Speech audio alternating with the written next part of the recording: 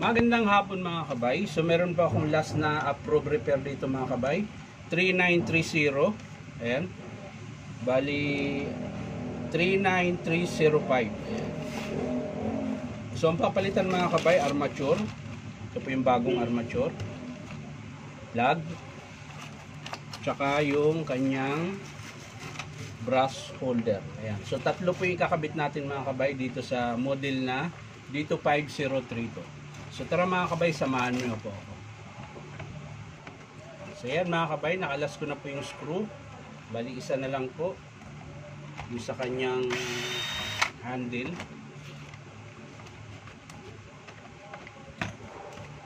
Yan, yan. Siyempre, kakalasin din natin yung brush holder kaagad mga kabay. Ay, ito muna.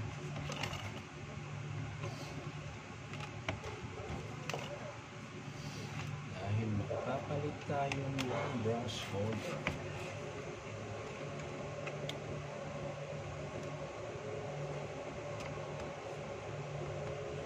So mga kabay, sa mga gusto magpa-repair mga kabay, punta lang kayo dito sa 530 T. Alonso, Santa Cruz, Manila.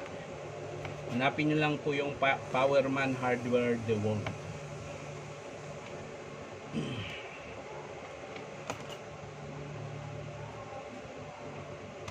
Opya.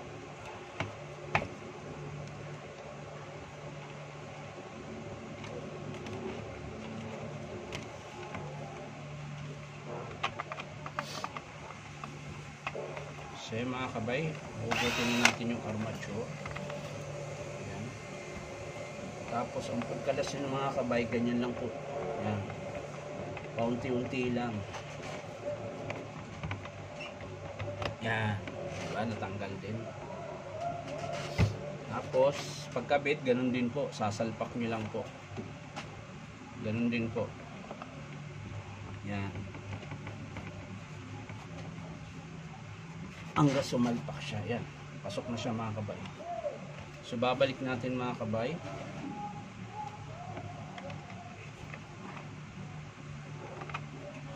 Ibabalik natin. Atin na pong higpitan.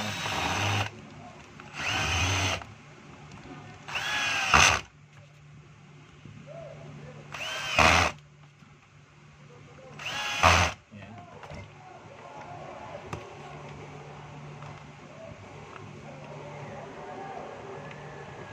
Yung bumubulas kanina. Pudpud na po kasi yung ano.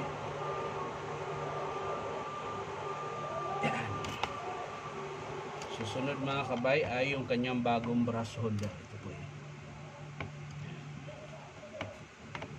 Susuksok nilang mga kabay pag ganyan.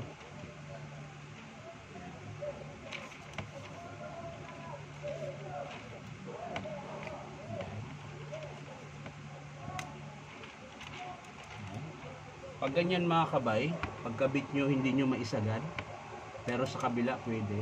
Ibig sabihin baliktad po yan mga kabay. Ayan, hindi ko masagad. Hanggang dyan lang po siya. Pero sa kabila, sagad. So, ang gagawin mo dyan mga kabay, hugutin mo ulit. Ayan. Babaliktarin mo lang yan mga kabay.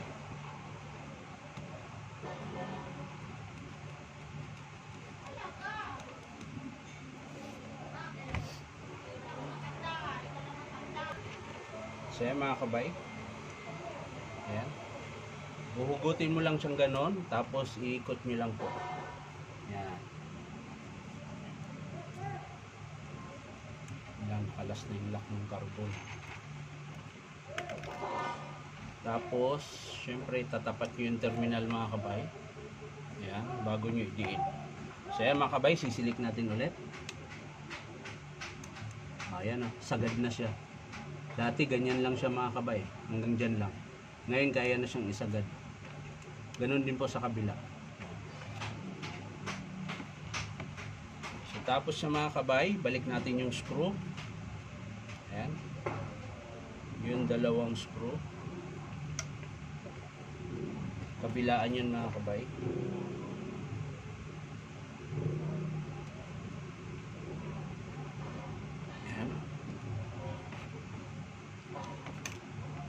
At Tapos yung lock. Yan. Ito mga kabay, sinusuksok lang to. Yan.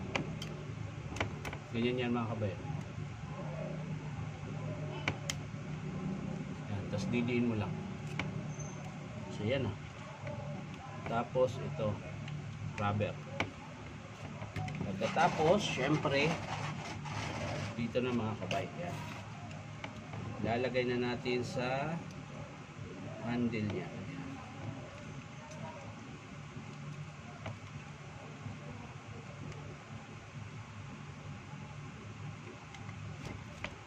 Tapos yung kabilang terminal.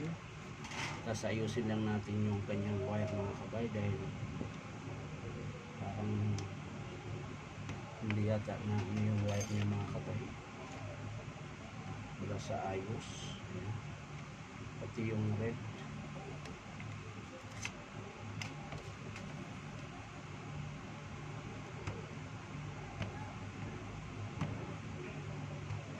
So ayan mga kabay, ayos na. So titesting na natin mga kabay. Ngayon bago natin isara mga kabay, titesting muna. Ayan, nakakabit na rin po yung plug.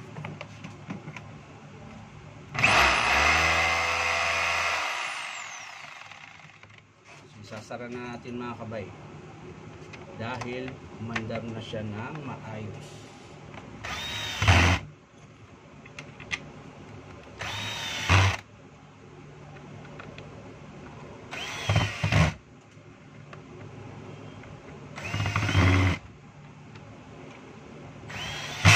Yun. Siyempre testing natin ulit. Nalagyan natin ng bala mga kabay para malaman natin kung gumagana yung hammer. Ayan. Andito po yung testingan mga kabay. Ayan. Bakal po yung testingan ko rito. So yun po yung hammer mga kabay. Sisilik natin sa drill.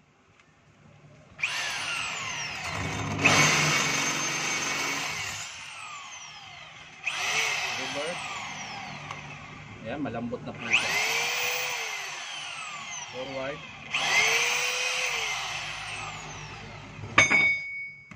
So okay na mga kabay, maraming salamat sa panonood. At syempre po, baka naman pwedeng pa-subscribe ditong aking YouTube account na Inong Tabay. So maraming salamat mga kabay. Bye bye.